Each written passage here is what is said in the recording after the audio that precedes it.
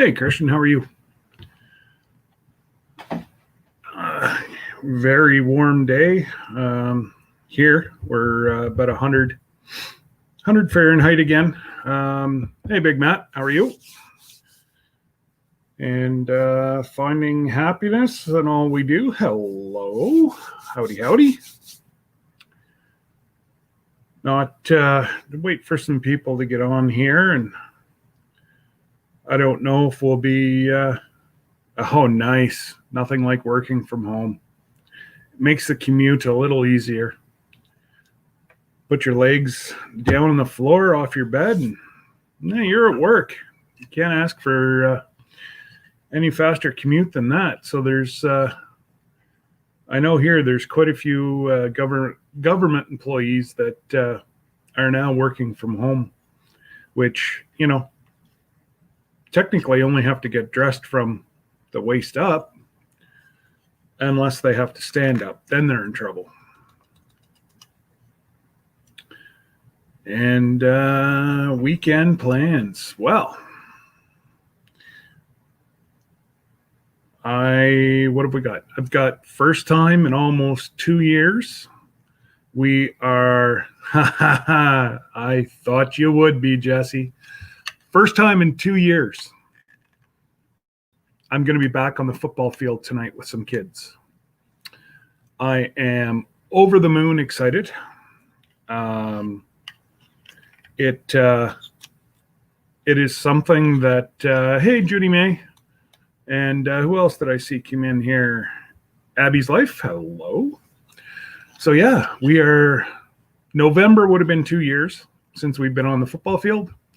So to actually get back on the football field and potentially help some kids alleviate some cooped up mental illness issues, it's going to be good. We're probably going to start out a little smaller tonight. If I get 15 kids out, I'll be happy. And I appreciated Jesse throwing everybody's link out. And I got to say, today, I don't know if my internet is very fast, but I'm watching my phone here and the chat, and there's only about a 3, maybe 4 second delay. That's great. So again, you guys all know I'm not sure who's in the background. I see there's quite a few in the background, but check out these channels. Jesse wouldn't be posting them if they weren't good channels. So we will share the love.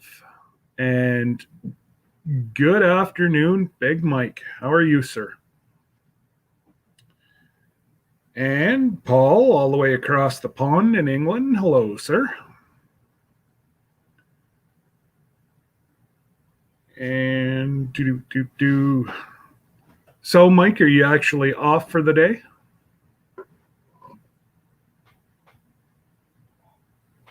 Oh. Just give me a sec here, guys. There should be... Just open that flap on my... Is there one right there? Okay. Make sure it gets back, because my good pen is gone. Yeah, so getting back to the football, over the moon, get some kids running around, get off the Xboxes, stop eating the Twinkies, and oh, awesome. Another great weekend with grandkids. They tell me that, we should have had grandkids first, but I went and had kids first, so now I gotta wait. And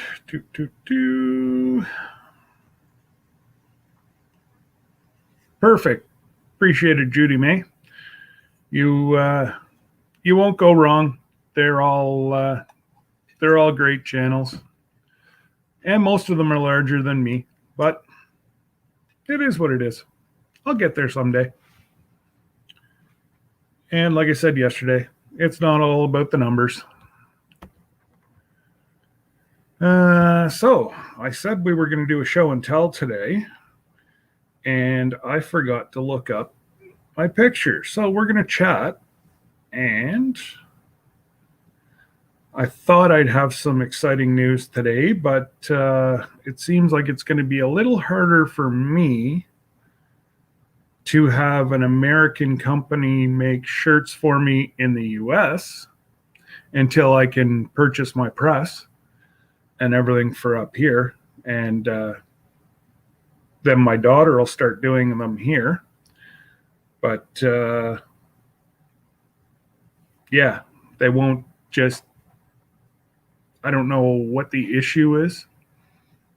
If I live in the States or Canada, you wouldn't think there'd be a big deal about making shirts. It's not like I'm going to make a whole lot of money, if any money at all, because whatever money will just be put into merch and shipped to people anyways. That was my whole thing, but I seemed to run into quite a few snags doing it last night, so I may have to wait.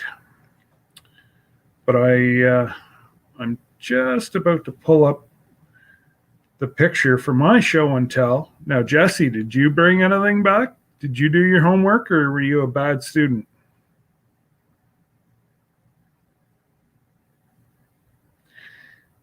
And I think I've came up with the new logo as well.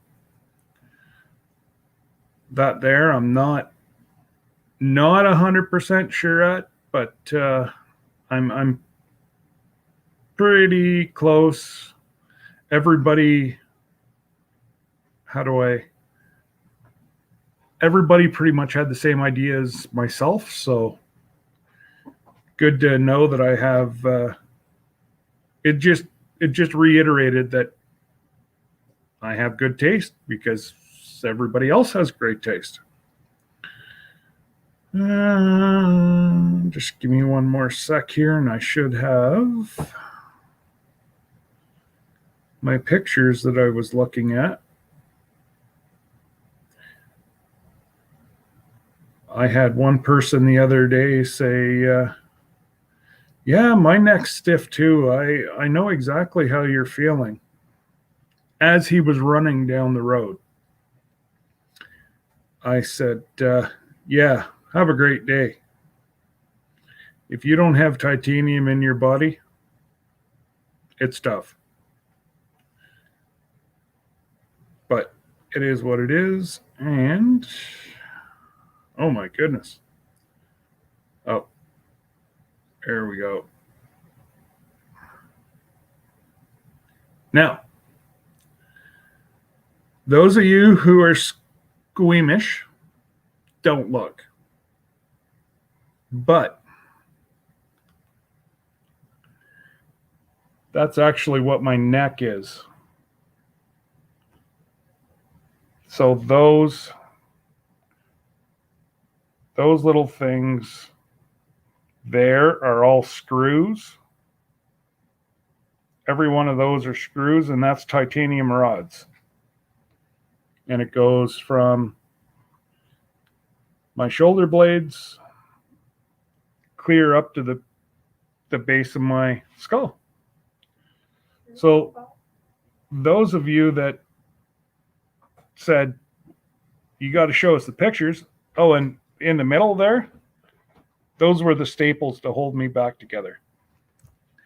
So there's my show and tell. That's why I do things a little slower now. Yes, my daughter's sitting here going, I am a robot.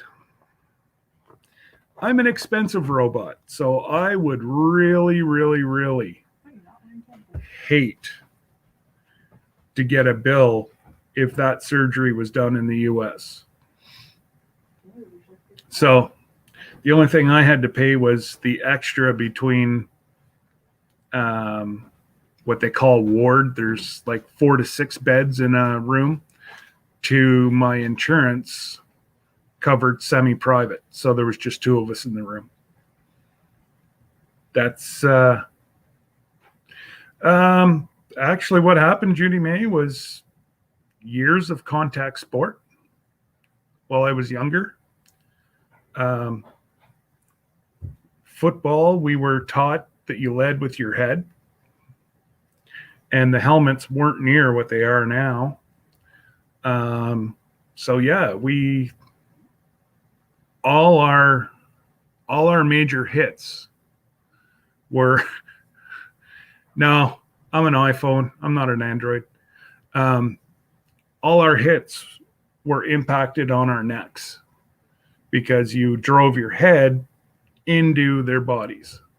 And that's, whenever I was growing up, that was the way we were taught how to hit. Now, partially why I'm doing this is to teach kids the proper way now, that they're not going to end up like me. No longer do we actually, if I ever see any of my kids lead with their head, they sit on the bench the entire game. I don't care if it's a star or not. It's just something that I want to give back at. I'm limited to what I can do. And it's tough to coach, but my doctors want me doing it because, well, especially the last 18 months, we all know how walls started closing in. Well, we do in Canada. Walls would start closing in on us, and they want me to get out of the house, get some fresh air, and try to stave off mental illness, which I've done for the most part. But yeah, a lot of people say that rugby is such a violent sport, but whenever you hit, you don't hurt. And that's what we're actually teaching our football kids now, is to hit like in rugby, where you wrap and take them to the ground. And it's quite funny because I'll bring out, now I can't anymore, they're off to university, but I had some girls that were playing rugby, and the grade 9, grade 10 boys thought they we're big boys, we're football players. Yeah, right. You're going to send a girl to take us out? She'd take them out like that. They didn't even know what was hitting them. And she was only in grade 10. But she played provincial rugby. I kind of cheated. She was the topper echelon of rugby players. I just didn't tell them the whole story. So it got through their heads that, gee, we don't really have to lead with our heads. She got the job done.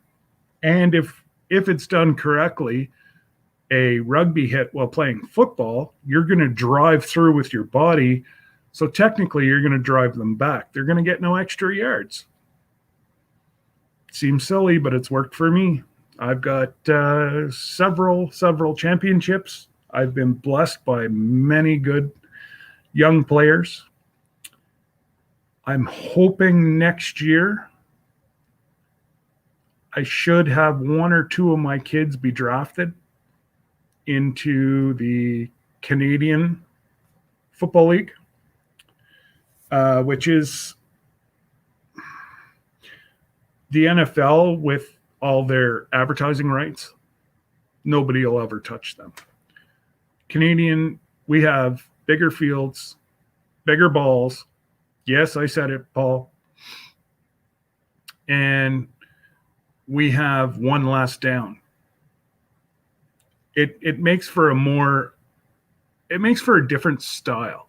A lot of kids that play NCAA football down there who don't make NFL come up north here to play ball for us. And it's a huge learning curve, like for any position.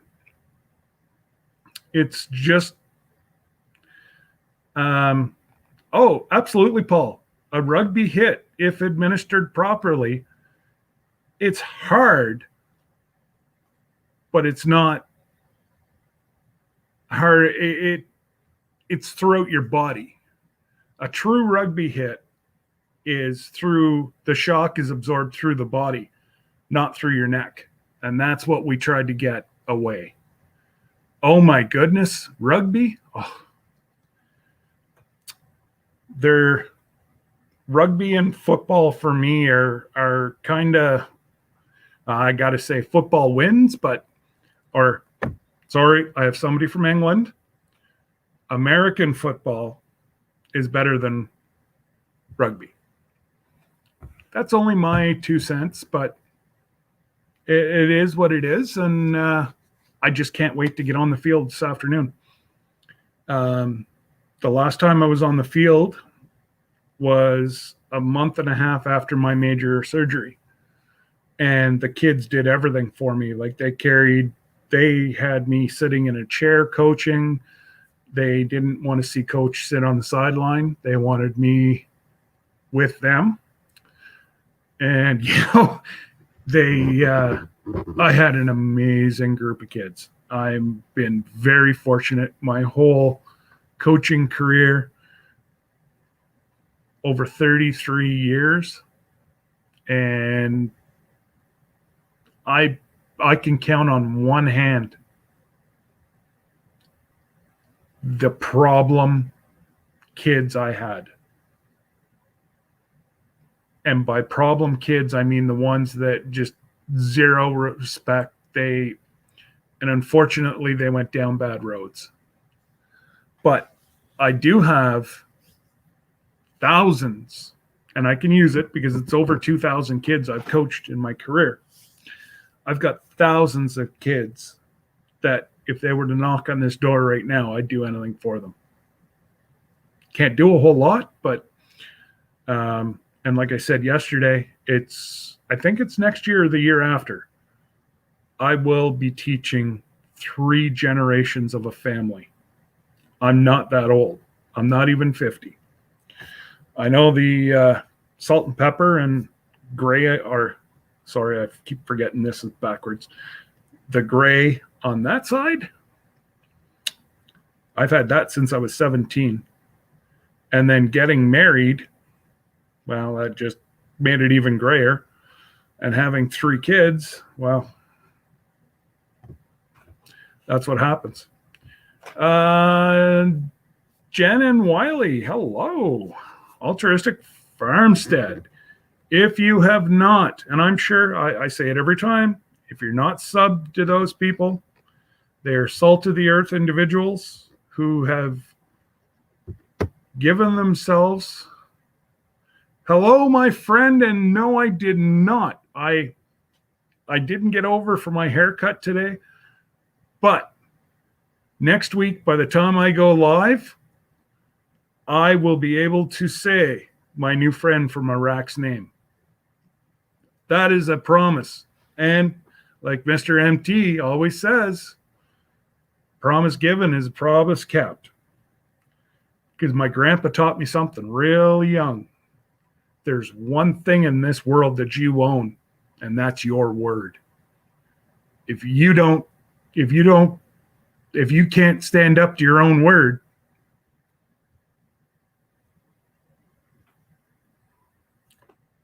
then there's not a whole lot that can be trusted. And I've said that my entire life. I may be as big a kid as the kids I coach. That's why I get along. I have a very, very simple way. So long as it does not endanger my players or another individual, it stays with coach.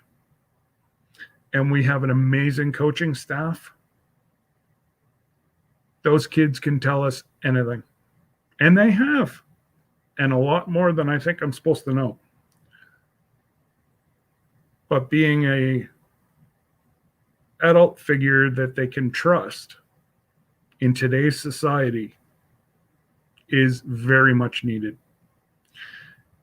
They know that if it's going to hurt someone or hurt themselves, I will take the appropriate steps. If they're just being goof offs and teenagers, I'll make them do laps. But for the most part, I've only ever had to do it twice. At a 2000, that's a whole lot of zeros before I start seeing a 1. So they are, kids are great if you give them a chance. And that's the problem. Hey, that's the problem in today's society. Everybody thinks kids are always the ones getting in trouble. A lot of times, it's not the kids. But let's go see what we got.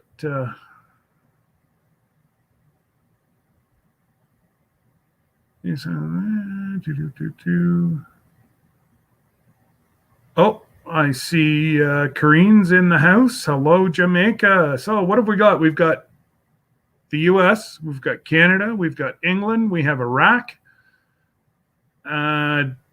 Jamaica. I think that's all I've seen here so far. And in the U.S., I mean 90% being Oklahoma. No, I shouldn't say that. Not 90%, 75%. But yeah, so anybody have any what's going on with everybody? I see Mike and Terry have the grandkids for the weekend. I'm starting my weekend off by coaching a few hours tonight, and we'll see how that goes. And then Sunday, I get to move my middle daughter to her new house for the school year. We moved my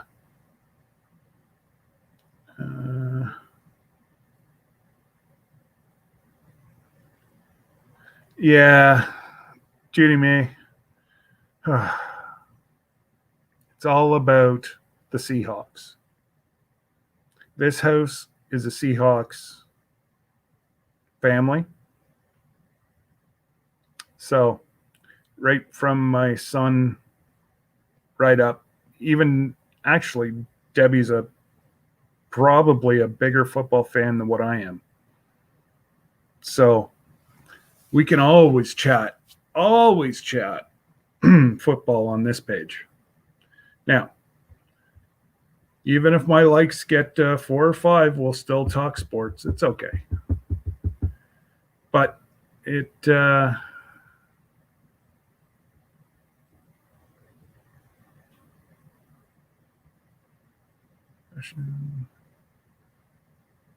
absolutely, Mike. You at home, Mike? You want to jump on? Anybody want to jump on for a chat? Let me know. I just have to go out and get the. Just give me a sec here.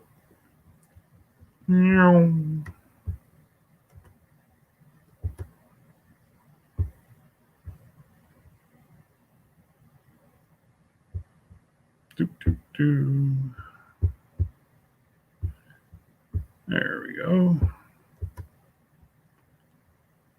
Oh, okay. I did it. Yay, me. Look at me getting all technical. Oops. I threw Mike up there. There's a link if anybody wants to jump in and have a chat. I'm okay. It's Friday afternoon. It's time to ramble and chat. I have no problems.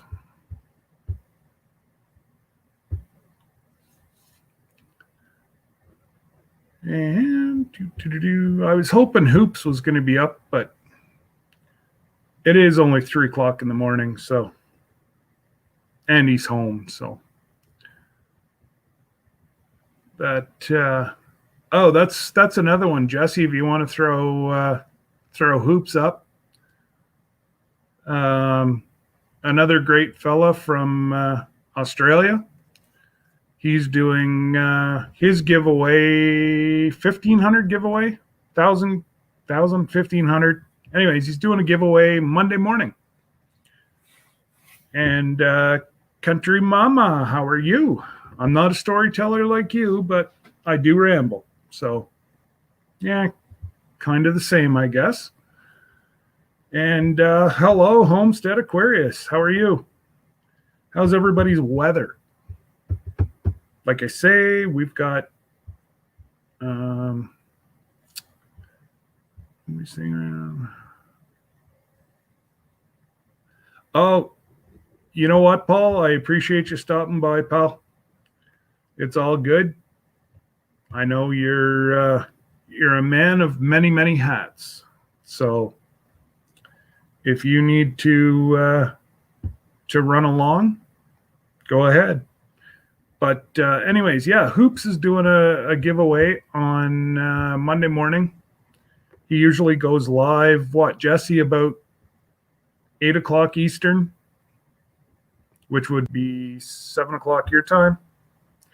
Oh, hang on here. Let's get Chris up. Oh, he's got his mask on. Yeah, I'm at work. Ah, yes.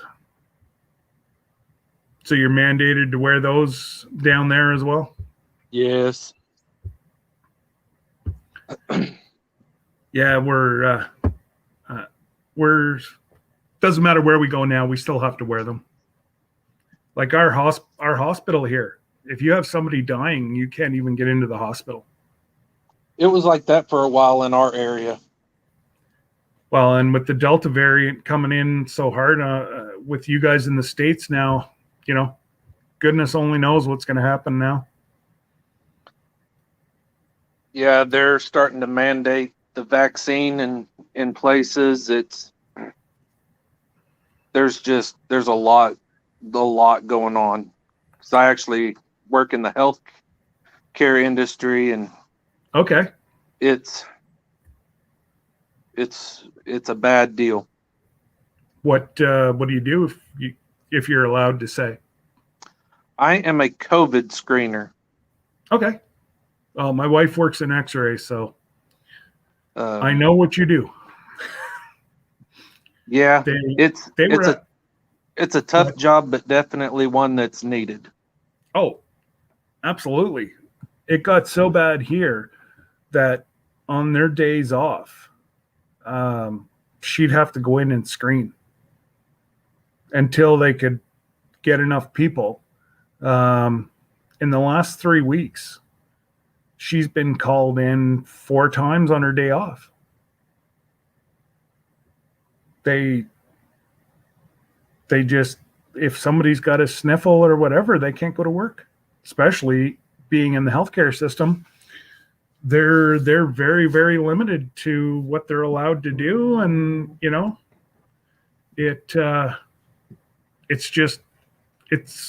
it's burning them out. We got a call starting 12:30 Sunday night. Somebody wouldn't answer their pager. There was a major trauma, and they needed somebody in to X-ray right away because they take call here at night. We're just a small hospital, and that person didn't answer their phone. So they kept calling my wife to go in. Well, we had just that evening, we had sat down first time in, I'm going to say 4 or 5 months, and had a steak and a couple glasses of wine. She can't go in and work. But they were trying to say, come ahead. No. So first time that she had to say no, but they finally got somebody to go in. But, it's I don't know about you guys, but they're stretched to their limits, and there's going to be a lot of fallout once this is all without over. a doubt. And until people realize that this is not going to go away, this is now our life. And I'm not sure how Canada went from not having. Oh, just a sec. I have somebody else knocking on the door here. I'm not sure how Canada went from. Oh, it's Mike. Not having. Hi, Scott. Hey, Terry. Just a sec. I Hey. have somebody else. Oh, I didn't see Terry back there.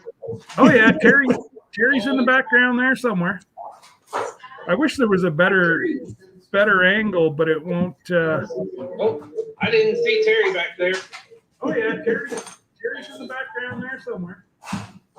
I wish there was a better angle, but it won't. Nice. I didn't see Terry back there. I'm hearing. Hey, Scott. I'm hearing a back feed from you, Mike. Is it something I said? Apparently, he didn't want to join us. He just had he had Facebook open, or Facebook. He had YouTube open with StreamYard. So he'll adjust, and I'm sure he'll be back. So now what are you guys working 8-hour shifts, 12-hour shifts? So I just work in a small clinic. Oh, and okay. so we're open 8 to 4:30. Okay. And so once 4:30 is here, I'm done and I'm headed to the house. Yeah, that's great though, that I'm trying to think. I don't think we have screeners at our clinics here, just at the hospitals. Yeah, I think just at the hospitals are screeners. Now you're screened everywhere. You have to answer questions everywhere you go. Right. But normally it's just the secretary. Oh, Mike's knocking on the door again. Oh, there we go. Hey, there you go. There's That's Mike. better. What's going I on, actually buddy? work for the VA, the Veteran Affairs, the Department of Veteran Affairs. Okay. So all of their C-Box have screeners as well as all the hospitals. Okay. So is that something that would be done through you guys, Mike, with the VA and all that stuff for like Chris's clinic? Let's see. Is this even working? I hear you. Oh, okay, good. I missed that. I had StreamYard up and something else up, and it was. I figured because there was like backfeeding going everywhere, and I'm like, oh, he's got too many windows open. So I missed the question. Oh, so Chris works for the VA in his clinic. Okay, I use it all the time. I do too. I'm a veteran as well, so Thank you for your service Yes, and your absolutely. continued service. So yeah, I do what I branch- can. yeah. What branch were you in, Chris? The U.S. Army. There you go. Okay. Same here. So yeah, I had a real hard time with the VA when I moved to Oklahoma, because when you're a veteran, if you're in the United States, you're under a certain plan. If you're outside the United States, because I was in Korea, you're on the standard plan. Then you come back over here and you think you're part of the VA because you get benefits and stuff like that from the VA. But then Oklahoma wants you to register specifically with Oklahoma.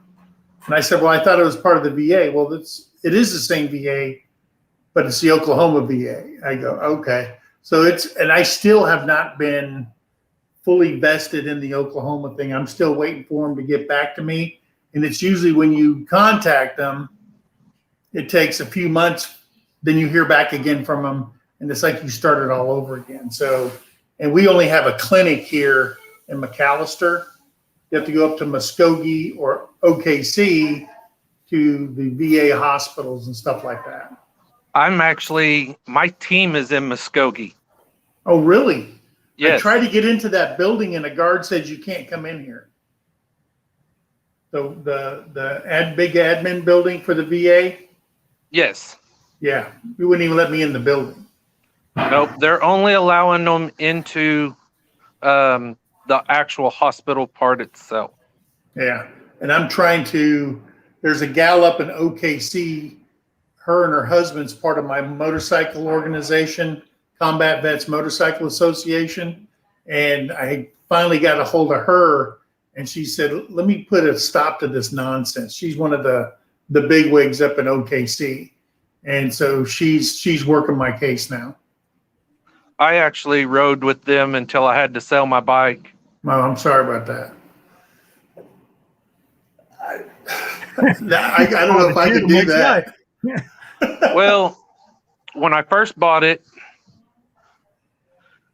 it took about $2,000 to get it road ready. When I first got it, I had to rebuild the forks, all new brakes, I had to have the engine gone through. So I had, close to $2,000 just when I first bought it. Yeah. I had to take it in and have it gone through. And every year it was something new. And this last go around, before I sold it, something was going on with my carburetors. I was shooting fuel out of my carburetor. And everywhere I contacted told me it was going to be around $600 per carburetor to rebuild. Yeah. And I couldn't afford it. Oh, you had the old 96 that had carburetors on it and stuff. I had a 2004 Yamaha 1100 V-Star. Okay. Yeah. And can you the guy I sold it to spent $75, bought the rebuild kit, and rebuilt them. Yeah. That's good when you could do it yourself. Right. And I didn't know enough about motorcycles to attempt to do that kind of extensive work on one. Yeah. And right now you work on I have a 2019 Road Glide Ultra, and you can't work on them. I mean, you can put accessories on it and do that, but you can't even work on the motor because, again, just like cars nowadays, you got to hook it up to a computer, all kinds of stuff. So, yeah. Wow. Terry keeps telling me, "Hey, when are you going to buy a trike?" That's my next. Yeah. When I get ready to purchase another one, it'll be a trike. Yeah. Yeah. Can you guys both read the chat? People are asking where you're from, Chris, and well, they're teasing the heck out of you, Mike. You might as well scroll up a little bit. Well, I'm in Northeast Oklahoma. If it's Jesse. It's actually, you're getting tag teamed by Paul and Jesse, to tell you the truth. And go ahead, Chris. Uh-oh. Anyways, Chris is from Terry Jesse. I've read Jesse's. Terry, I bought this new bike because it's a full bagger and it has a queen seat behind me where if she falls asleep, she's back there. She has her own speakers. She's living the life of Riley. So let me bring Chris back on. I'm on my phone, so I hit the wrong button. There you go. Yeah, that's right. John and Sherry's going live tonight at 8 p.m. Newfie time.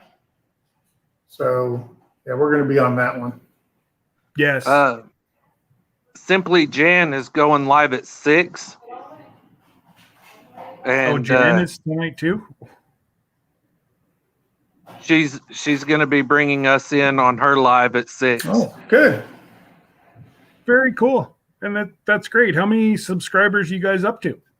I know it's only been a couple weeks, but I think when I looked a little bit ago, it was around 49. oh, great. Yeah. Great. You can't ask for much better than that. That's pretty good. That's pretty good growth. And I'm just looking here. Oh, Craig, hello from and for let's try that again. Hello, Craig's Cabin. How are you, my friend?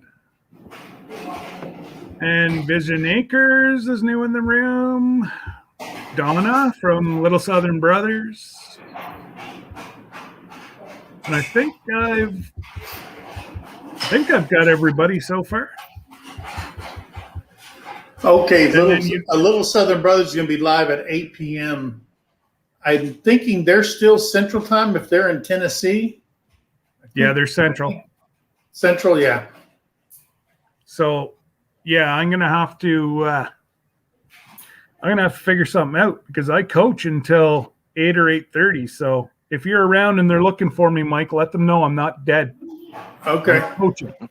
And John and Sherry, that will be Jesse says that's 5:30 Central Time, which is Newfie time is 8 o'clock. They're like 2.5 hours or something like that. They're an hour and a half to Eastern, and then you guys are an hour behind us yet. So yeah, it'd be 2.5 hours. Yeah. There was somebody else going live tonight at 8 as well, but I can't remember who it was.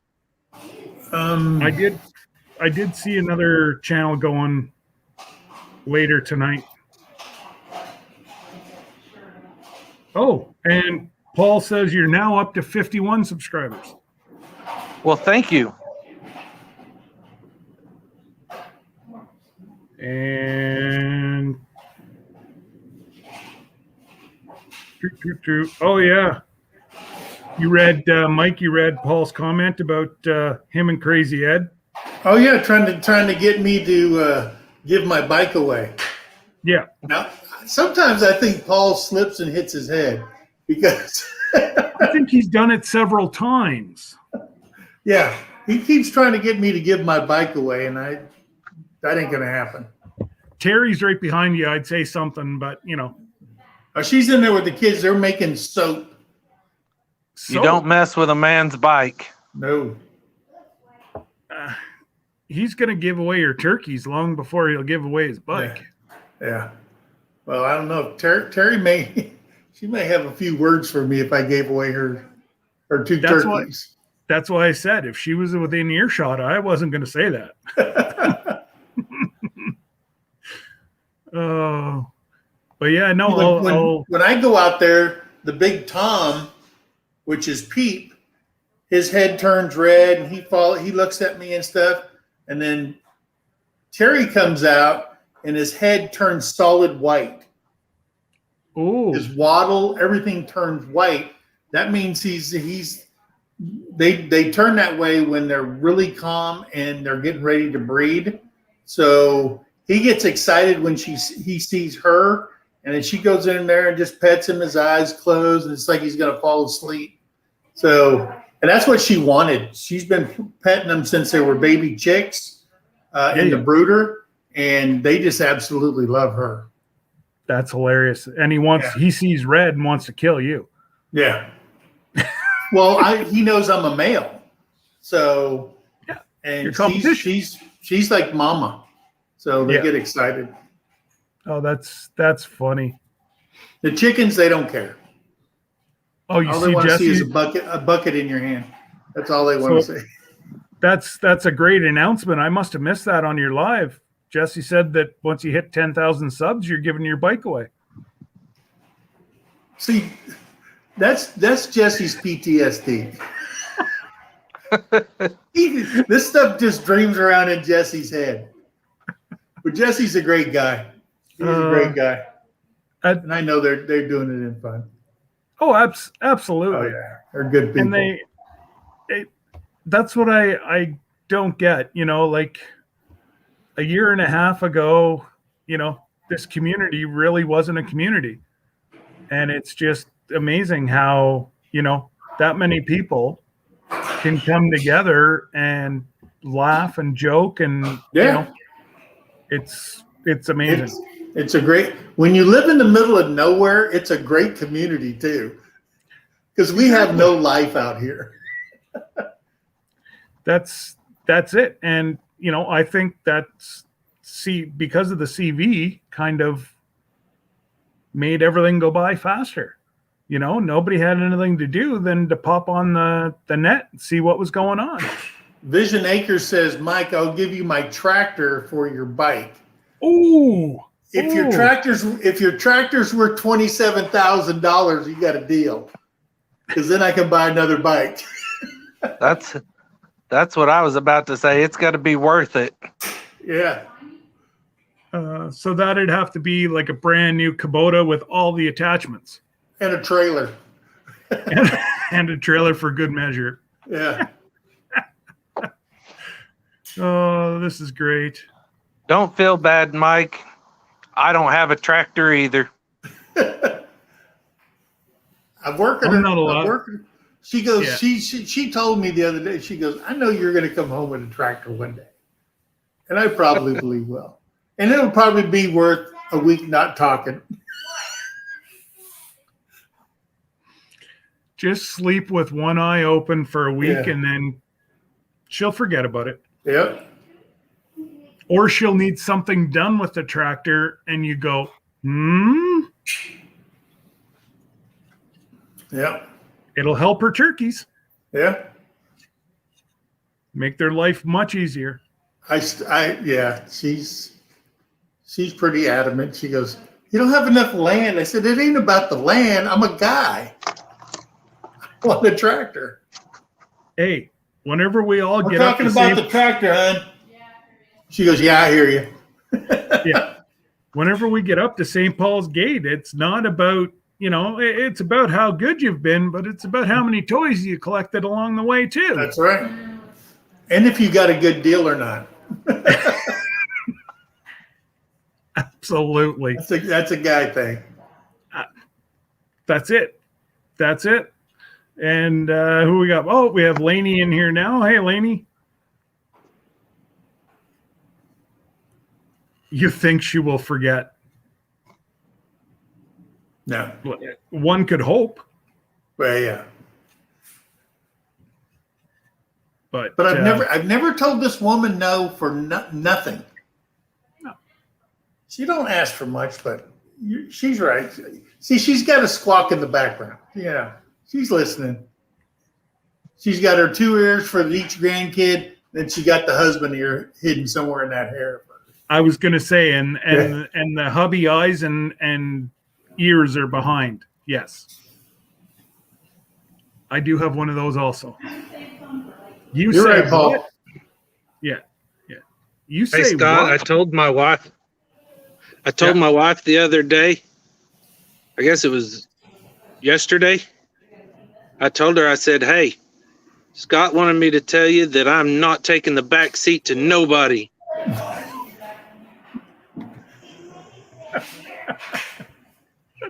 How did that work out for you? She laughed at me. Yeah. See, I always tell people, every man thinks he's the king of his castle.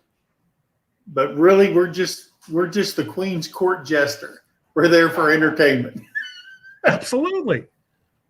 And I'm good with that. And, I've been married so long, I'm just like knickknacks on the shelf now. Yeah. She's not going to get rid of me. She'd be lost. She'd have a boring life. I've been seeing videos of them saying, are you tired of me?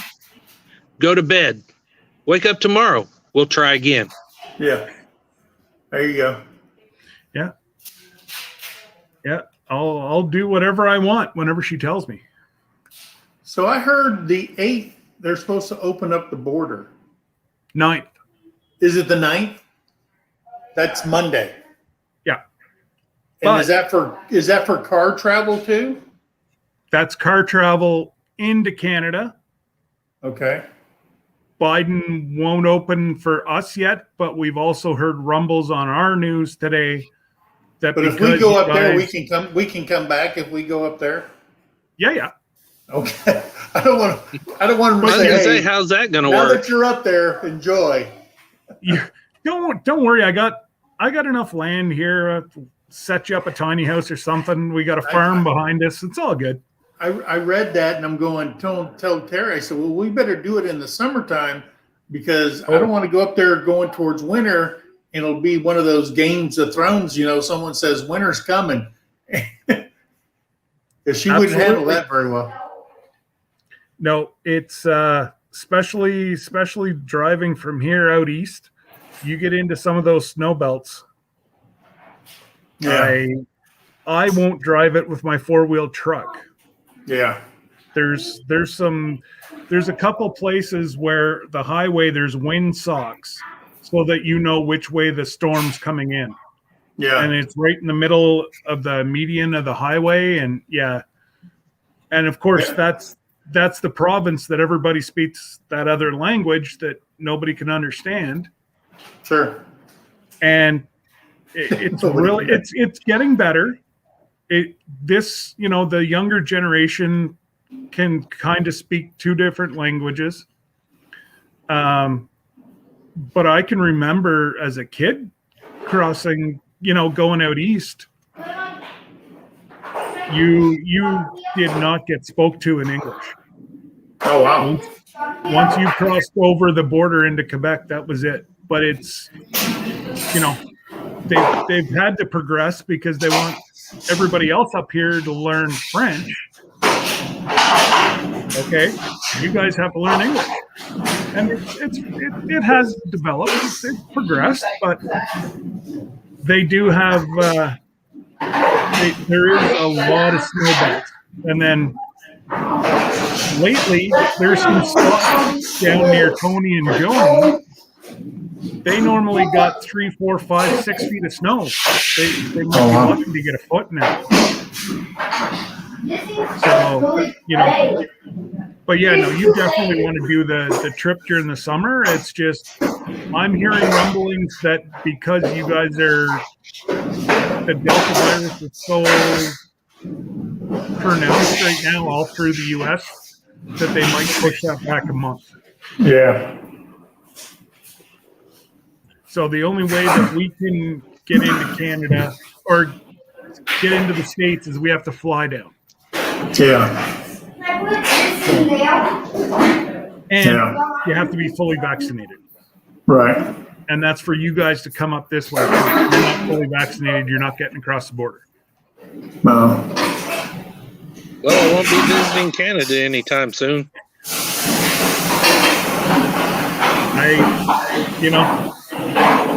I'm just like, you just gotta. The only reason I did is we like to travel. We can't travel without it. Yeah. We like to head down to Syracuse to watch. Hold on to one and pull on the other. We like to go down to Syracuse and watch NCAA football. Yeah. If we're not fully vaccinated, we're not getting down there. Right. So, unfortunately, and yes, Donna, you do have to show proof of vaccination crossing a border. Yeah, they give us a card. You guys have a card with your 2 dates and signatures on it when you got your vaccinations. I thought I had mine. I did. I had just printed mine off here. I must have already filed it, but mine's like a 8x10 sheet of paper sent by the ministry saying the lot number and whatever. Mm-hmm. I think it's very easy that it would be able to be duplicated very easily. So, I don't know. There has to be some kind of computer system that, the 2 countries can log on to. Well, I know when I got mine, they filled out a piece of paper on me. Yep. And then they gave me a card. that I could fold in half and put in my wallet. And then that piece of paper, they take that piece of paper and they put it in the stack with everybody that came in that day. And I said, well, what do you do with those? And she goes, well, because I work for the government, I have my medical records here where I work on base. And she goes, the hard copy goes into your medical records, but then the medical transcriber annotates that on the national website saying you've been vaccinated. So, and I get that, and that's fine. So that they can actually, but with the government, you could be working for the Department of Defense and the Department of Transportation. There's no system where they can say, okay, you're traveling, and okay, to bring up your name. Well, they don't see that database, and it doesn't mix with theirs. It's all a crapshoot. So you got to have that little card, but then nobody can ask you for the card. It's got to be voluntarily. You show it. So this last week we got an executive order on all government-owned facilities, installations, that if you're in a building or you're in a government vehicle or whatever, 100% mask. So that's the one we got. I don't know if you got that up there where you're at, but it's all government. So it doesn't matter, civvy or government. Yeah, we have to wear masks everywhere. Now, Tonight will be the first time that I'm not going to have to make my kids wear masks.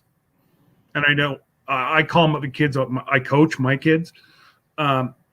They don't have to wear masks, but I can't do any hitting tonight. I've got to kind of keep them 6 feet away. I have to wipe the balls off with antibacterial wipes. And I have to have hand sanitizer there.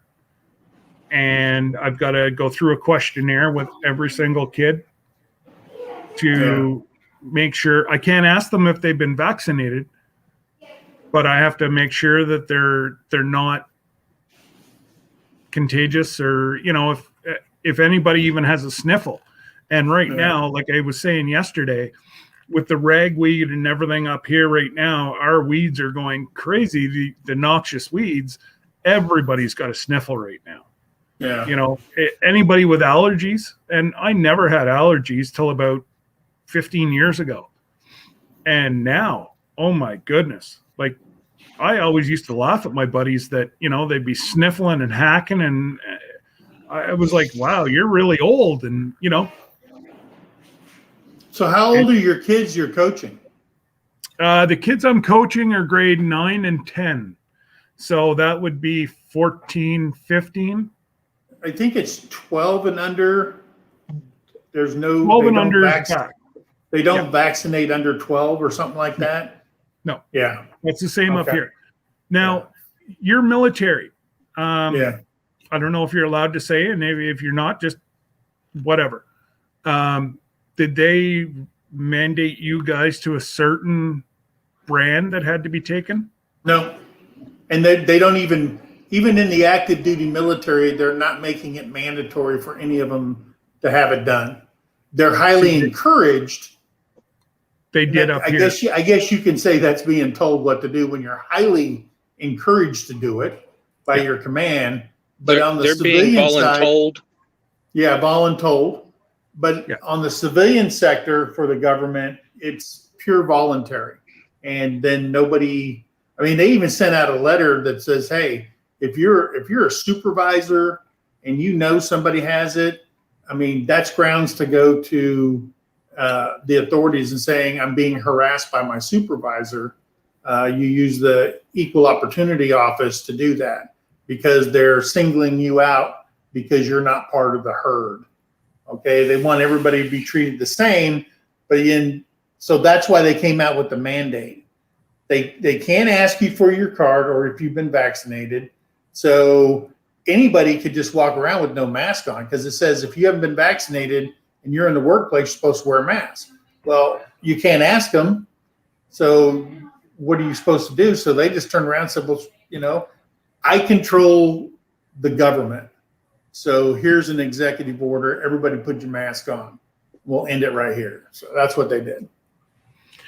So everybody in the chat, take Paul with a grain of salt. Paul's a great guy who's got a more sarcastic set of humor than what I do. That was not meant in any bad way at all. That's Paul being a smartass. Laugh at it. It's just Paul. It's Oh, when he talks about wiping your balls? Yeah. Okay. Footballs. He just had to put in there that he can't help it. He was only making joke of it, and I forgot that not everybody knows Paul. Yeah. But those of us that know Paul laugh at him, and hey Jim, 30,000 unemployed comedians out there, and Paul wants to be one. Absolutely. Absolutely. Starving comedians, and poor old Paul there is just, he's trying to working keep the crowd. Absolutely. He's trying to keep the UK just a clicking. Yeah. Hey, Joe from Garden State Gardener. Yes, tonight, football, first practice in almost 2 years. Yeah. Oh, wait. I can't call it a practice. First gathering in 2 years. There you go. So, yes, I am very excited. And who else did I? Mr. Jim, nice to see you, sir. It must be an early Friday for you as well. Nice to see you pop by. And yes, there you go, Jesse. Mr. Jim's in the house. Since I can't see the chat, I just want to say hi to everyone that has said hi to us. Oh, that's right. You're on your phone. Right. I'm on my phone, so I can't see the chat. So if you've said hi to me, I just want you to know hi back. Well, they really didn't say hi. It was a little stronger words, but sure. Hi, hello. Just say hi. Words I can't say on here because I'm at work, Yeah. It's all good. I was going to say, you're having a quiet afternoon. Oh, we are so slow because both of our providers aren't here today. Oh, jeez. Yeah. I think we only have two or three nurses here today. So, watch what you say. Mrs. just logged on. Mom would like to talk to Terry Allen. Sarah. Why? Sarah's online now. Why? She's supposed to tell me if she does that. I'm supposed to tell her if I get on. She did. She posted here, Mrs. E3 on chat. It's just you can't read it. We can. See, I could have set you up, but I've got your back. I appreciate that. Because I wanted to, look after you a little, like, stop being a meanie. He don't take a back seat. I wasn't being mean. Hey, No. Now, Mike, don't get me in trouble. That is not what I said. I did not say that at all. I thought it was in those terms with his hands on his hip, Mike. I'm with you. Or words to that effect. Some sort. Oh, goodness. Miss E3, he's being good. Absolutely. He's salt of the earth. And I see Lisa, Miss Lazy Days, is on here now also. Welcome. And she always says kind words, Lisa. Oh, she's salt of the earth. And then there's Jesse, who's just got to hammer the nail into the foot. Yeah, if you notice, Jesse never puts the nail into the foot. Yeah. But once it's kind of started, then he pounds really hard. Just to drive it home. But that's Jesse. That's what we love him for. He's that little kid that just keeps picking. Yeah. Poking the bear. Yeah. Poke. Let's just keep picking that scab until it bleeds real bad. Yeah, exactly. No, Oh, Jesse, I'm not calling you out. No, I'm not. no. Paul. What? Paul is selling you down the creek here. Yes, he did, Sarah. He said he's buying a 2-seater car, so you have to sit behind him. No.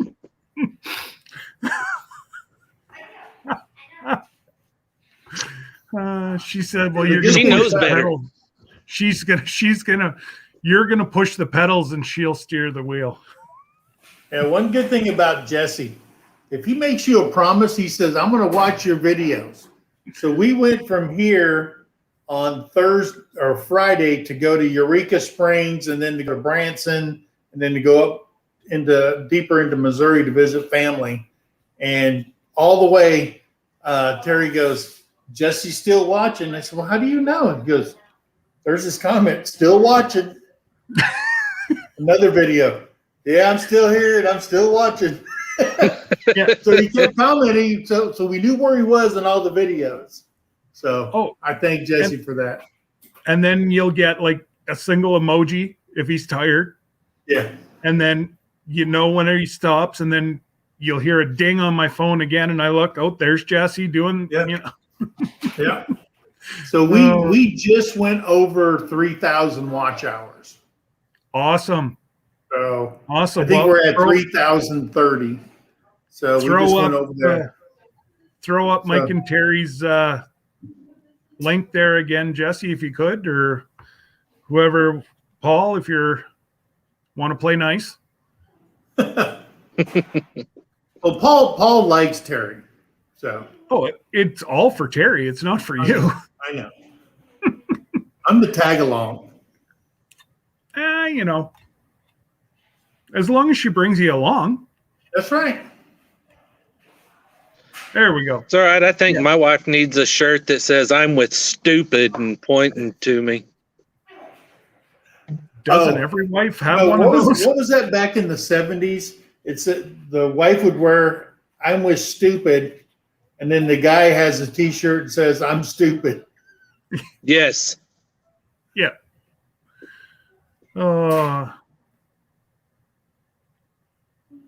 And she always made you walk on her left-hand side. Joe, we'll start high school football 5 nights a week. I got to look at my calendar. Is this because you can't call it practice? Is this called conditioning? Because that's what we used to do. I really can't call it that either. Oh, okay. Because when I was a kid in high school, you couldn't call practice till a certain date.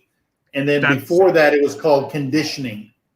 So junior football, which I coach, we're not supposed to practice before school at all. Oh, okay. I'm in a very unique situation this year where my second year senior kids who are supposed to be my leaders, a lot of them are rookies this year. Oh, so I'm going into this football season with 60 rookies coming to camp. Now, some of them have played city ball, so they know what a football is and they know how to run, and they know the basics. But 3/4 of my team, we're going to have to start right from the very basics all the way. Hey, Patty, nice to see you. Our school starts here September the 7th. Oh wow! Oh wow! My grandkids start almost. We go to almost. Grandkids start next Thursday. The grandkids start school. You guys all start really early, and then our East Coast starts the week before Labor Day, and we start the Tuesday after Labor Day. Oh wow! Jacob goes back to school, I think the 12th of August. Wow. Yeah. But we will start our practices probably the 8th of September, and if we make the finals, we'll be practicing 5 nights a week till the middle of November. And not to toot our horn, but we've made the finals the last 5 years, won it 4 out of the 5 years. So, yeah. This year, I'm not sure. I don't know any of my kids, so I know a couple of them, but I'll see tonight. Yeah. But you know what? As long as the kids are safe, they have fun, and they're not sitting on a couch, I call it a win. Paul said, Mike, if I'm walking with a woman, she has to walk on the side of me so she is away from the road. Okay. Well, yeah. That's kind of a that's a manly thing. Yeah. In case a cab comes up, you can open the door for her.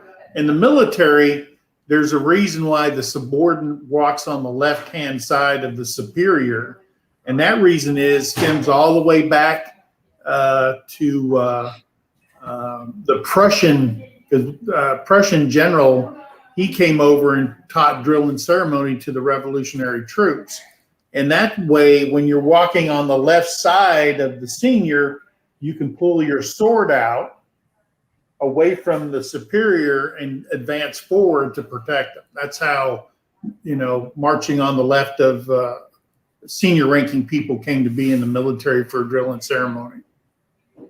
Little military trivia there, people. In case you're a bard, somebody ask it.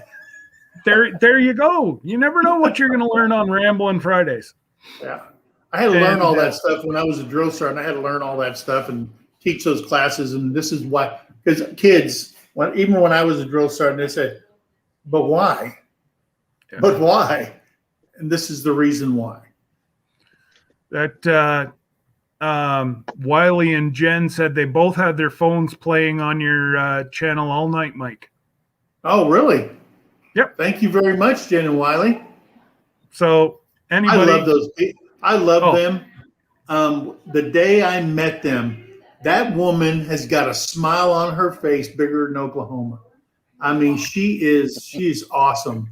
And I'm going to tell you something. We talked about them, I think, over probably since Sulphur. We've talked about them on our channel when we go live. And it's so easy to talk about them and the mission that they do. And I'm going to tell you something.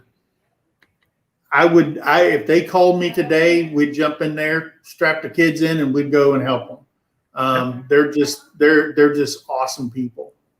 Yep. Like I said to them, I don't know how they became, how they ever came up on my feed that morning, Mike, on the way to Sulphur. Mm-hmm. I have no idea. I had never heard of them before. Yeah. And yeah, I'm the same way. If I could get down and help them in any way, and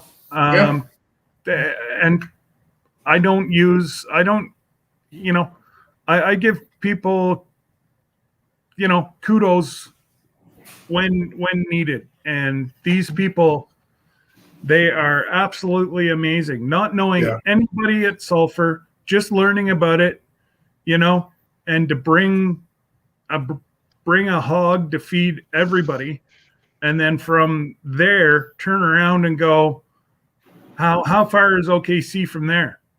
It's about 2.5 hours. And to feed the homeless after that? Yeah.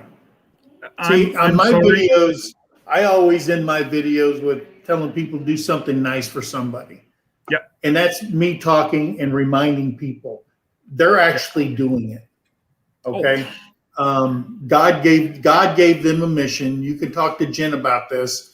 God gave them a mission, and they know what their mission is. And no matter how hard times are, they will do everything in their efforts. And you know what? With people like that, somehow, like she said, somehow things seem, every time they're in need, something happens and it works its way out for them to continue their mission. And all you can do is say, I wish I was like that, and we get involved in our lives.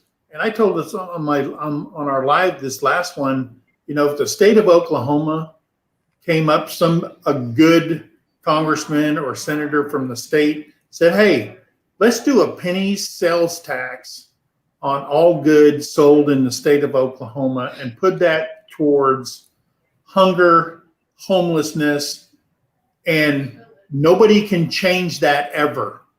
Yeah. Okay. And they have a bad track record of saying, we're going to do this with your tax dollars, and it gets diverted. Oh, well, something else came up. But if they could say, this is where it's going, gladly, I would fill in the dot that says, yes, go forward with this penny sales tax. Because could you imagine the amount of money that you would collect on one penny on all sales in the state of Oklahoma? Or any it'd be state. tremendous. And people wouldn't be living on the street. Okay?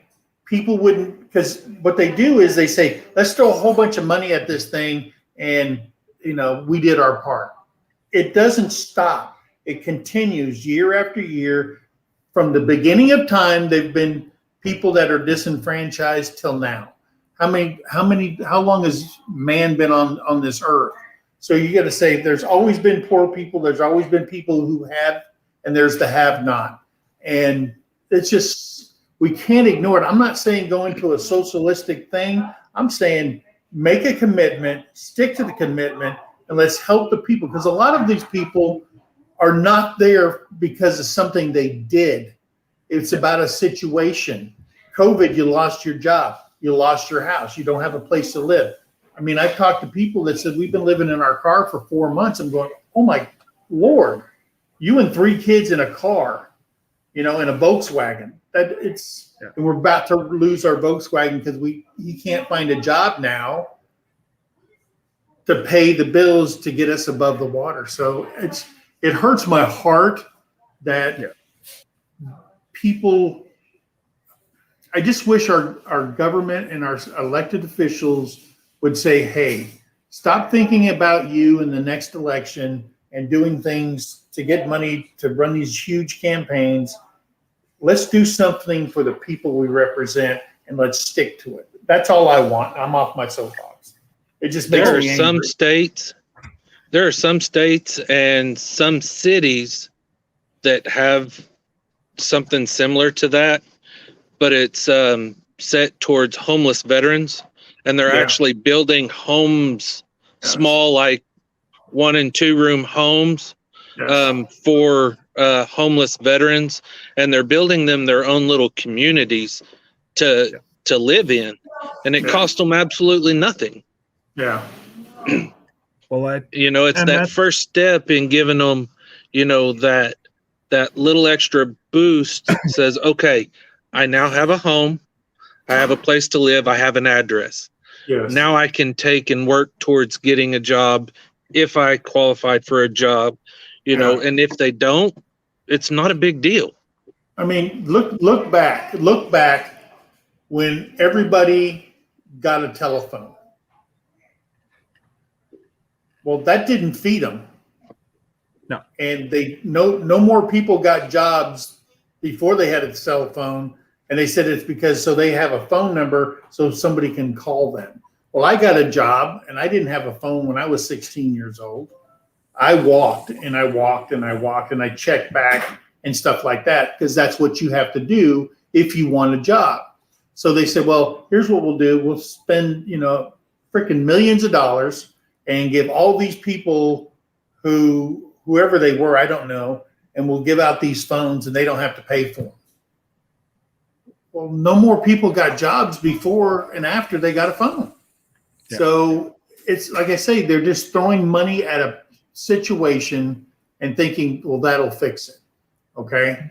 You can't fix things that are wrong in your country by just throwing money at it. It has got to be a thought out solution, and there's got to be earmarks along the way to check the progress of it, not just here, shut up and go away. And that's what we do, and that's sad, and I hate it. Because there's a lot of people that don't want to be homeless, and there's a lot of people that don't want to be poor, and there's a lot of people that wish they had a job that could actually pay the bills. And I get that. They're not looking for a handout. They're looking for a help up. Yes. And, I agree. And most of these people, are going to do more for the system once they can get out. But it's just once that snowball starts rolling down that hill, it's pretty hard to stop. And, you know, what just, you know, I've talked to the Jen and Wiley offline, you know, a lot more than even online. And some of the stories of, you know, the people that they feed. Yeah. And it doesn't even have to. Yes, I will, Joe. We'll get together and I'll try to figure. First of all, I got to be able to cross the border. That's our biggest thing. So unless you can call Mr. Biden and let him know to let me across to watch some football, I'm stuck up here. But if you have like a one-way connection to Mr. Biden, I'm more than willing to come down and watch a weekend of ball. That'd be fun. And but even up here, you know, yes, we have like, you know, like we got on this rant before. Sure, Canada has free healthcare. It's not free. We pay through taxes through our nose. Yeah. And, you know, so, and we have not really there's really two-tier healthcare. Yeah. I have health insurance on top of what I have through the government. And it cost me 80. I know I'm going to get stuff thrown at me here because it's nothing to what you guys pay, but $87 a week for my family. And that's 100% prescriptions, $1,500 dental, glasses every 2 years. You know, it's like the top up. It brings me to a semi-private or private room rather than a ward. Yeah. You know, they say that there's not a two-tier healthcare. Sure, there is. Yeah. You know, and up here, it's child poverty. Folks just don't have a whole lot after they pay their bills. Yeah, they have for my employees under our government plan, a single person pays $145 a pay period. And then me as the employer, I pay $298 on top of that for the same health plan form. If you're married and you've got just two people, a married couple, no children, it's $250 a pay period, and I pay $390 on top of that. If it's a family plan and they go by each child, married couple, one child, and it just keeps going and going and going. So, I mean, I'm glad I'm a veteran. I'm glad I spent the 25 years in the military because mine, for TRICARE, I pay $370 a year for my health care, and I'm done. One time. And that covers Terry as well? But you got to give them 25 years of your life to get that. So there you go. Yeah, because you've given a lot more than you will ever get. I'm sorry, but you know, anybody that spends any time in the military, I'm sorry. The things that are service connected, like the surgeries I had, the broken bones I had, the things that I caught in other countries, like TB in Bosnia. I thought I was having bronchitis real bad, and I just got back from Bosnia after a year in Bosnia. And I was down there in a place called Srebrenica, and I was with the combat engineers down there, and we were uncovering all the mass graves. Lead the way. For all the Serbs that were thrown in the pits and stuff, not the Serbs, but the Bosnian Muslims that they threw in the pits and stuff like that. So these forensic scientists had to sift through all this muck, if you will, I'm sorry, and they had to figure out DNA, all these people and the bones and all that stuff. So anyway, I caught tuberculosis down there because of all that stuff. And I had They were the size of a regular orange on both of my lungs. So I had to go through medical care for that. And of course, that's service connected and stuff like that to get annual x-rays and stuff like that. They put me on INH, and I did that for a year and a half straight every single day, a cocktail of medicine. So I was one of those people that it healed me up, but I still have the scars on my lungs because of that. So those are service connected type things that the VA takes care of me. And I'm 70% because of my hip, my knees, because I used to jump out of planes and all kinds of crazy stuff. And things just don't work like they used to. That's why you see me in the videos. I walk like the penguin on Batman because my legs they're so, and I know I'm going to be on a trike one of these days because, it's just the way it is. But you have what they call the jumper's waddle. Yeah, the jumper's waddle. So, yeah. Well, see, that's like me. I'm 100% service connected, so the VA covers all of mine. Yeah. And I know that since I'm working, my health care through my employer is, I think for the family, was like $200 and something a pay period. Yeah. And we just can't afford that. Yeah. There's 2 pay periods in a month, sometimes 3. Yeah. So I mean, it's crazy at how different the healthcare is from one country to the next. Yeah. Because I've told several people, I was like, I wouldn't mind paying higher taxes if it helped give me a break in having to buy health insurance and keeping me from having to pay for a higher education. Yeah. To improve my life or my family's life. I wouldn't mind paying those extra, that little bit of higher taxes like they do in some of the other countries to contradict that or not contradict, but to counteract that. Offset it. Yeah. So for my free health care, I pay $87 a week. So, I'm $400 or $500 a month on top of all the taxes they take off me. So it's not free health care. It's not. It's really right, isn't. but it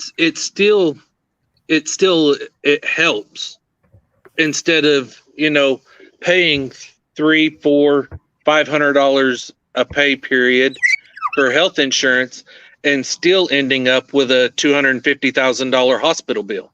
Sure. Yes.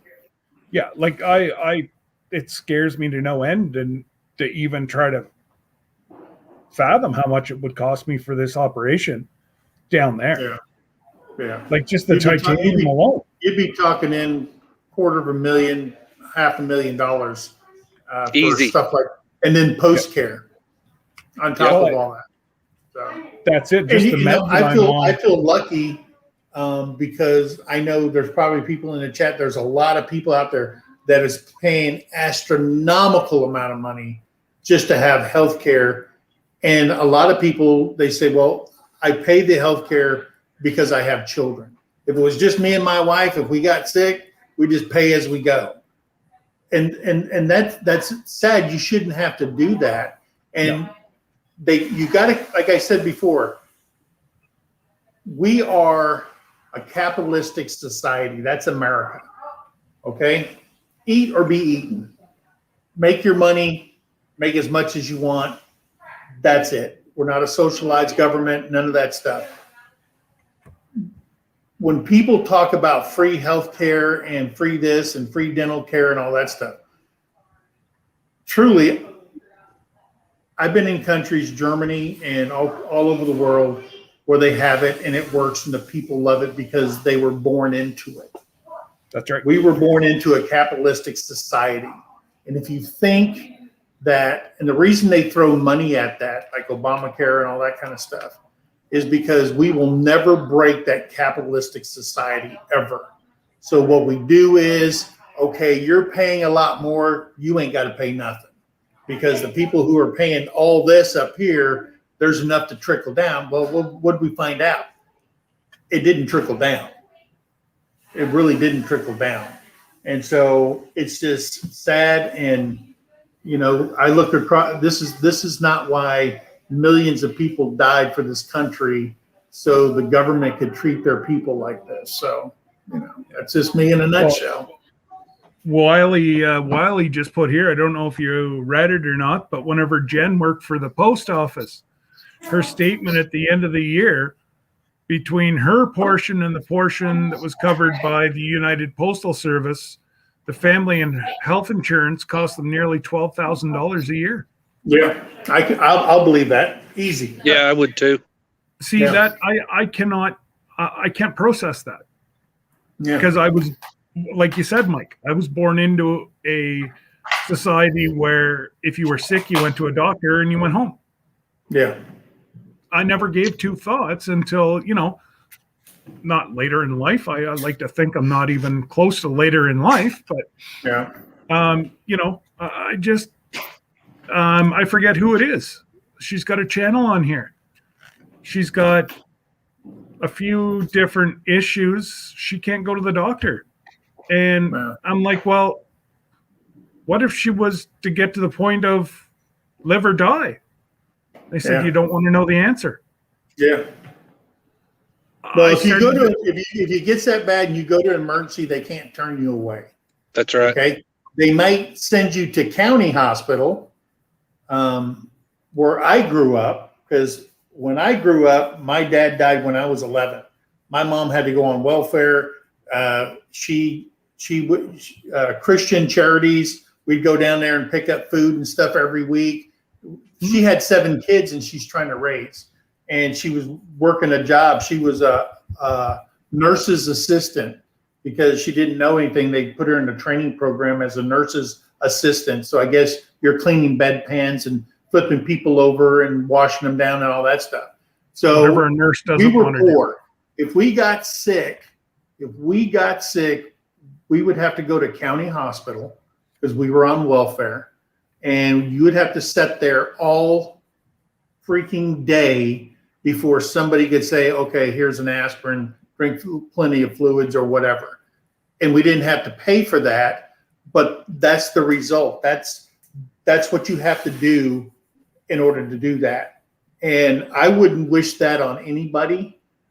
When I give somebody a job, I feel, when you look at people and they want to tear up when you say, I'd like to offer you this job. Dude, I'm about to tear up right now. Yeah. It is so gratifying.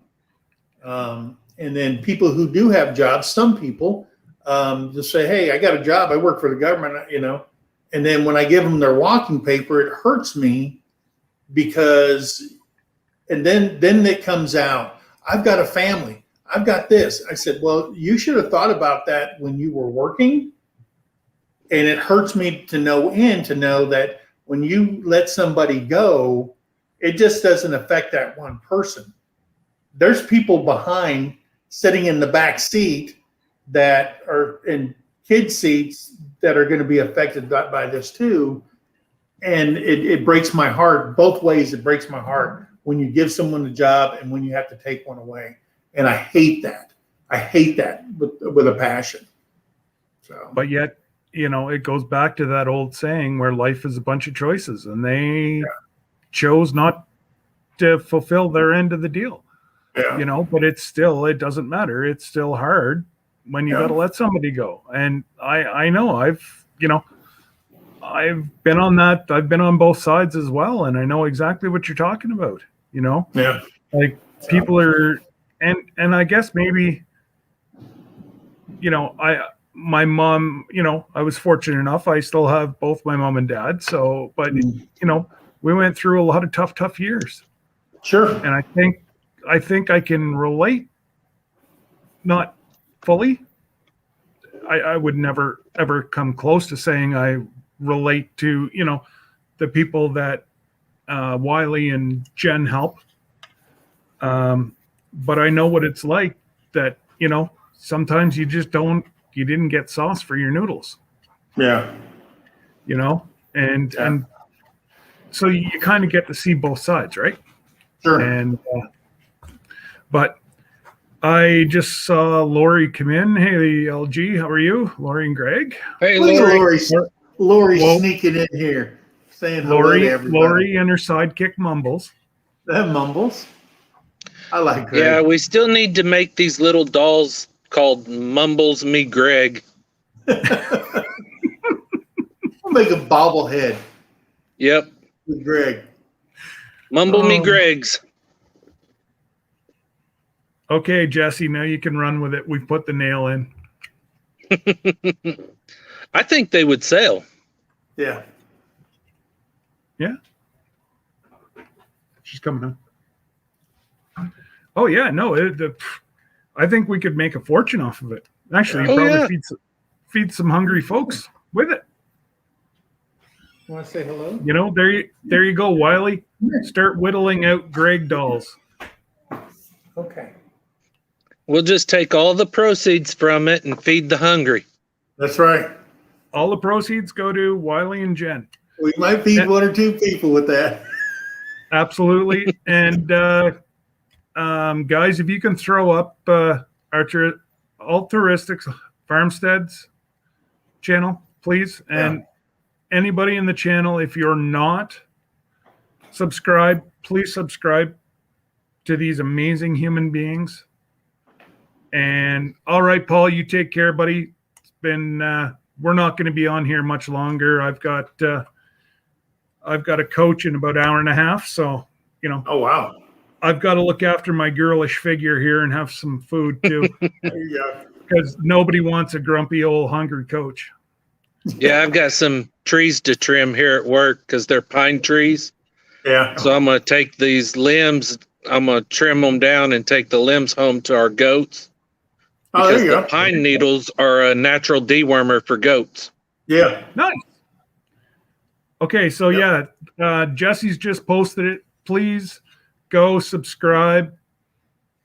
Tell them that you know you were rambling with Rambles and Mike and Chris, and we told you to go over, and if you can, throw them a little donation. They have a PayPal there, and I don't know anybody that can stretch money like Jen. Yeah. And She's a great woman. Great woman. Absolutely. So go subscribe and just tell them again how great they are for, you know, pretty much donating their life to the feeding Helping the others. homeless, Yeah. or helping others, because Yeah. they don't have to be homeless for them to feed. So Yeah. anyways, guys, it's been a great Friday afternoon. Yeah. Oh, yeah. And nothing like our little chat. And I will see everybody later. Thank you, Patty Price. Hey? Patty Price just subscribed to him. Awesome. Perfect. Appreciate deal. it, Patty. You just to see some of the woodwork that Wiley makes is to take a log and make into usable stuff that cutting boards and whatever else is amazing. And I know they're listening. They're probably playing with their addition to their tiny home. Yep. I think we've gotten subscribed, but I hadn't had a chance to watch any videos yet. So hopefully there this you go. weekend when I get some time, I'll jump over and watch those up. And if anybody's not subscribed to Empty Homestead, please go put them on repeat this weekend. He only needs 1,000 hours to get monetized. Let's do it this weekend. Share it out. Whoever you see this weekend, tell them, throw MT on repeat. But remember, leave your volume up one click or they will take the watch time away. Yep. They have some way of finding out if you have the volume or not, because they know people do this. Yeah. If you don't put at least one click, the watch time will be for nothing. but Mike, Terry, you're great people as well. Do a Thank lot you. for the community, and both of you guys. Up here we have Military Friday, so it kind of just fit right in. Thank both of you guys for your service. And my son is going to end up like you one of these days, Mike. So, Yeah. well, God willing, he gets. God willing, he don't. Well, no, not broken like you, but he starts his schooling for MP. So, Okay. it's just if he wants to go in as a corporal or if he wants to go in as an officer. It's either 2 years or 4 years. Yeah. But if he's smart, he'll take as much of the school as possible. Yeah. Learn as much as possible. Not necessarily to be an officer, but I've learned that in the military, when you're enlisted first and then become an officer, those make the best officers in the military. Well, he's in the reserves right they now. understand.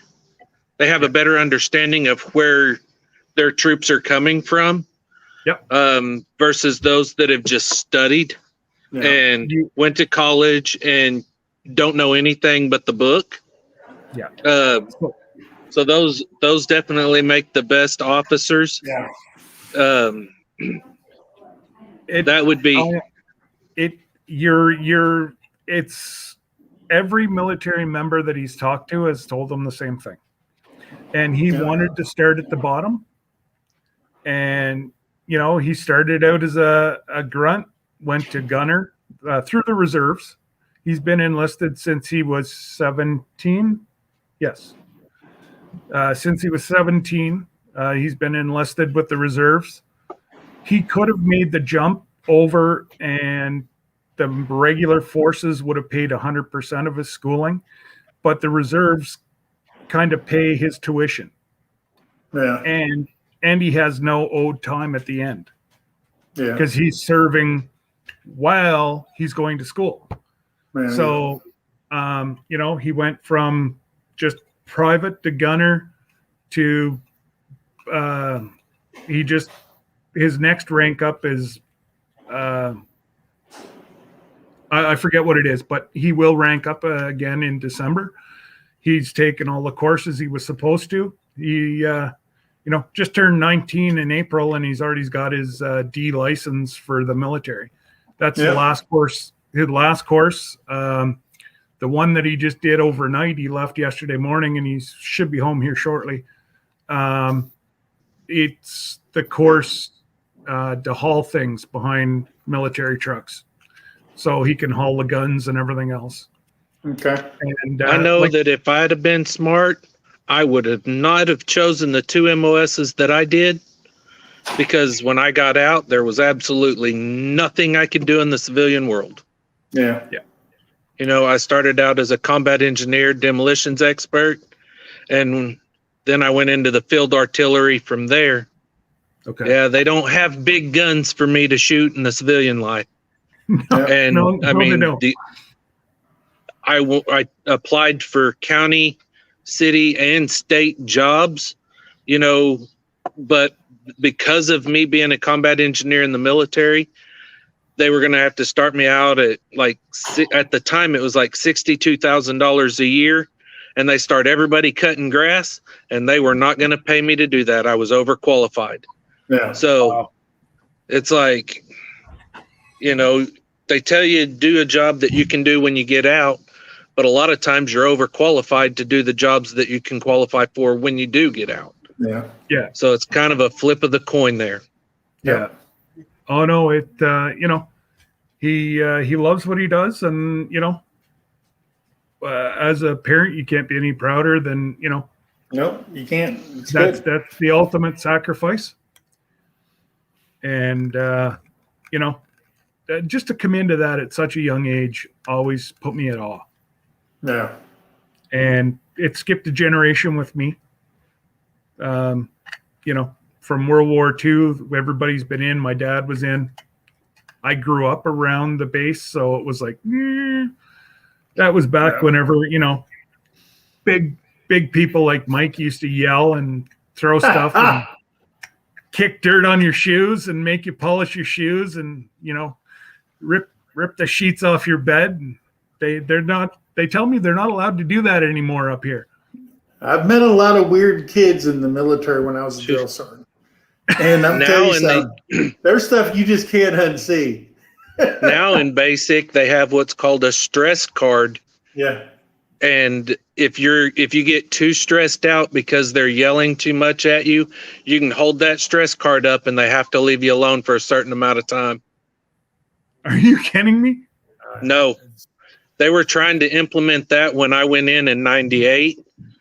I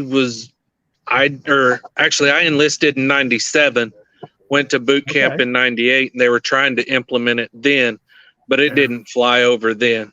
Well, the cycle after me got them. 1978 when I went in. I had all the Vietnam drill sergeants, and they were nuts. I had a special forces drill sergeant. Yeah. I had a former Marine who had went Army as a drill sergeant. And I'm going to tell you, those two were the craziest two people I've ever known. Yeah. Well, you pretty much have to be doing what they did, right? Yeah. But it's funny. I had a lot of friends go into the military and, the stories they used to say. And it's just, there's no way they could ever get away with that now. Yeah, I'm 60 years old right now. And when I went through boot camp, I was 18. And I know Drill Sergeant Brumfield, Drill Sergeant Martin, and Drill Sergeant Williams. I will never forget those three names the rest of my life.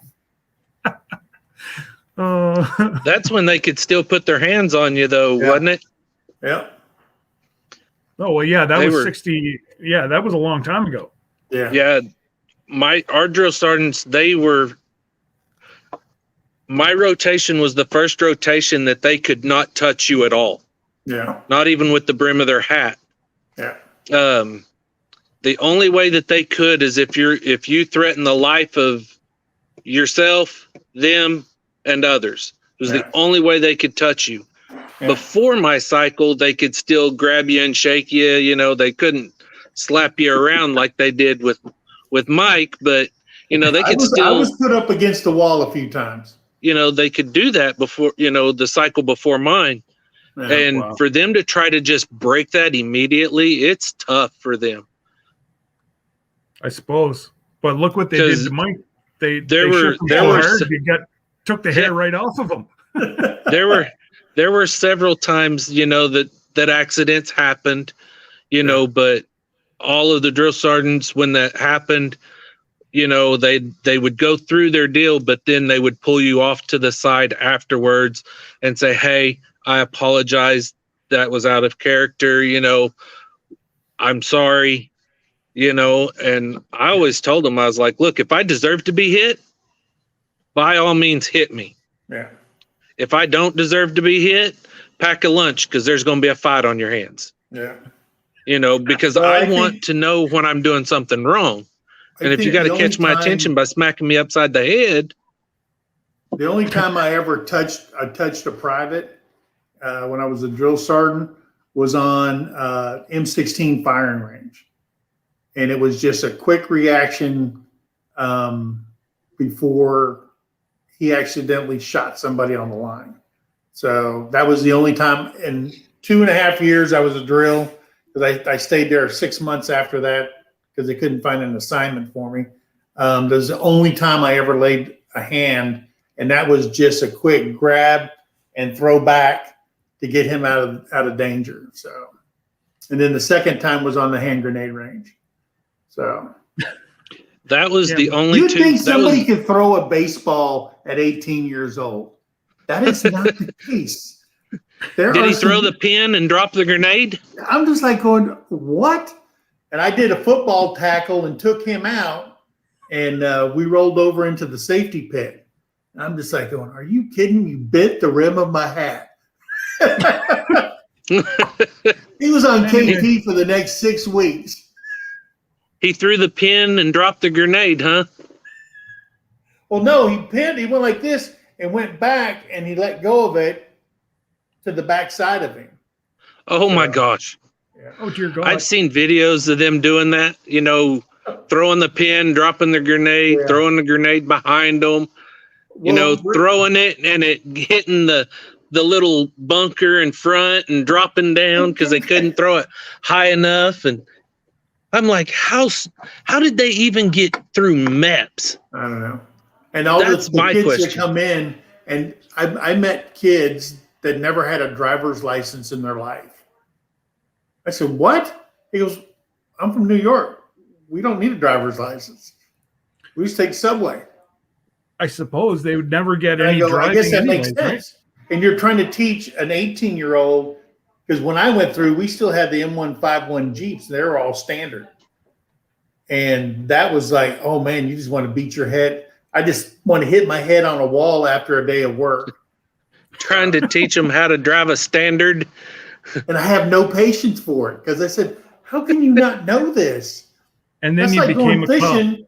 You go fishing with somebody and they said, hey, can you help me out here? I go, what? He goes, how do I get the hook on this line? I'm like going, come on now. But there's people that's never been fishing before. I've taken people turkey hunting and they wouldn't know anything from nothing. And so, yeah, it happens. Army's a great experience. Everybody should try it.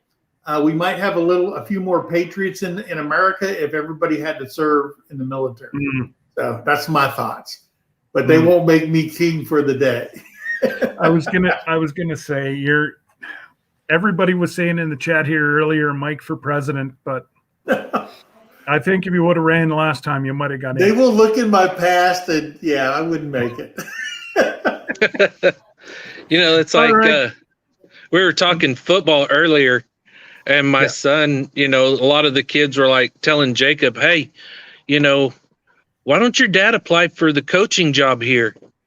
And my son looked at him and said, you think he's nice, but when he hits that field and y'all turn him into drill sergeant mode, Yeah. you're going to hate him real quick. Yeah.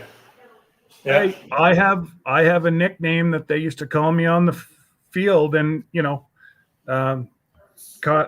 my son's here now, and he could yell it out right now, but I won't because I know there's people in here that wouldn't like what they called me. But Yeah. hey, it is what it is, and I posted something I believe on my Instagram that if a coach doesn't make you sweat or something, I forget what it is. It's on my Instagram. So there, go ahead, guys, like my Instagram. But if a coach doesn't get down on your level and make you or push you to where you think you're going to break, he's not doing his job right. And yeah, I've had the odd football player that pulled over to the side of the track and got rid of his lunch and kept running. Yeah. It is what it is. My son just held up his hand. He was one of them. He wasn't. He didn't get any special treatment. But he always. I loved it. It's called the Irish Mile. I don't know if you guys know it, but it's where they run around the football field, and the last guy has to sprint to the first. Oh yeah. So you have your jocks, your receivers who, are all and they can run fast. And then you got your big O line that are like, they're dying after a quarter lap. But I threw up a few times on 5-a-days. Yep. It's you know what? But not one of the kids, they all talk to me still. Well, actually, not 5-a-day, 3 days. We did. Okay. We did 3 days. Okay. Oh, Patty Price was in here. She said her granddaughter started her freshman year at JRTC. In school, she plans on enlisting and going to Oklahoma next May after she graduates high school into nursing. She loves it. She's a tough.